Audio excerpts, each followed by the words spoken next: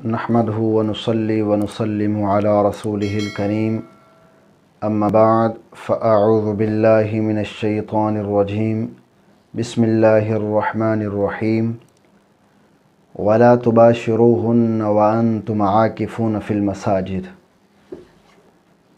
और तुम औरतों से मुबाशरत न करो जब तुम एतिकाफ़ की हालत में हो मसाजिद के अंदर। हज़रत आयशा सिद्दीक़ा तय्यबा ताहिरा रज़ियल्लाहु ताला अन्हा आप इरशाद फरमाती हैं, नबी पाक सल्लल्लाहु अलैहि वालैहि वसल्लम हर साल रमज़ानुल मुबारक के आखिरी 10 दिन मस्जिद के अंदर एतिकाफ़ फरमाया करते थे।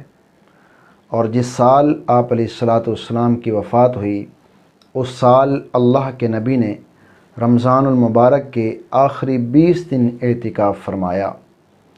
अन इब्न अब्बास रज़ियल्लाहु ताला अन्हु अन्न रसूलल्लाह सल्लल्लाहु अलैहि वालैहि वसल्लम क़ाल फ़िल मुअतकिफ़ि हुवा यअकिफ़ु ज़ुनूबा व युजरा लहु मिनल हसनाति कआमिलिल हसनाति कुल्लिहा कि एतिकाफ़ करने वाले के लिए ये अजर व सवाब है कि वो गुनाहों से रुक जाता है और उसे तमाम नेकियां करने वाले जैसा सवाब अता किया जाता है। हज़रत इमाम हुसैन रज़ियल्लाहु ताला अन्हु आपसे मरवी है, आप फरमाते हैं कि जो एतिकाफ़ करता है खालिक़े कायनात उसे 2 हज और 2 उम्रे का सवाब अता करता है।